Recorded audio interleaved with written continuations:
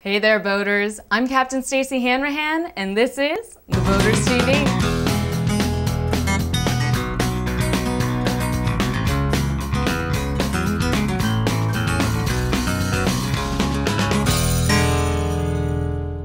First up in Did You Know, your boat could be hiding its history. With the recent hurricanes damaging thousands of boats, used boat buyers need to beware. Many of these salvaged vessels could make their way to the market, and it's likely that if you don't do your homework, you may never know which ones they are. So BoatU.S has some tips to help protect you from unwittingly buying a storm-damaged vessel. First, vote independent. Be sure to have an independent surveyor, not one recommended by the dealer, check out your potential buy. The seller can easily find a surveyor who won't tell the whole truth. Look out for the state line shuffle. If someone wants to obscure a boat's history, they just need to cross the state line. Did you know there are few states that have laws requiring the titles of salvaged boats be documented? It's not like with cars. Buyers should be skeptical of a seller unwilling to document where a boat has been registered. Don't trust fuzzy background checks. There may be websites out there that claim they've got comprehensive information about used boats, but there really isn't one that you could compare to, say, Carfax for automobiles. In fact, even if you called the boat registration agency in every state and asked them about the boat you're considering, state boat registration records do not include information about accidents or insurance claims. If you're in the market for a fixer-upper, a hurricane-damaged vessel may be for you. But knowing a boat's history before you buy is a must in any case. BoatU.S has more boat buying tips at www.BoatUS.com/consumer. Now it's time for our Boat Test Reports feature of the week, where we'll take a look at the 175 Bowrider from Bayliner. Welcome to BoatTEST.com. I'm Captain Rob Smith. Over the years, we've tested quite a few Bayliners, from some of their largest down to their beginning boat, the 175 Bowrider. A few of the significant changes on the 175 are at the back.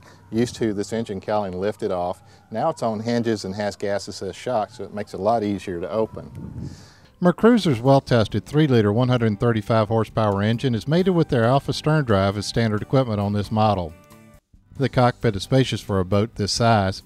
A convertible sleeper lounger is on the port that's available, or a matching bucket seat like the helm seat. Typical of most runabouts, the 175 has room up front for 2 kids. It has an anti-slip bow step and storage under the bench seats. For me, the grab handle was a bit inconvenient to use, but I am a large adult. The 175 with standard engines tips the scales at 1,847 pounds and carries 21 gallons of fuel. She's 17 feet 6 inches length overall and 6 feet 11 inches in the beam. Hull draft ranges from 18 inches with the outdrive up to 34 inches with it trimmed fully down. I loaded 2 other guys on board to test this with a more realistic load. With 3/4 fuel and running a brackish water tributary, I found the 175 very responsive. She's out of the hole in 3.5 seconds and up to 30 miles per hour in 7.6 seconds.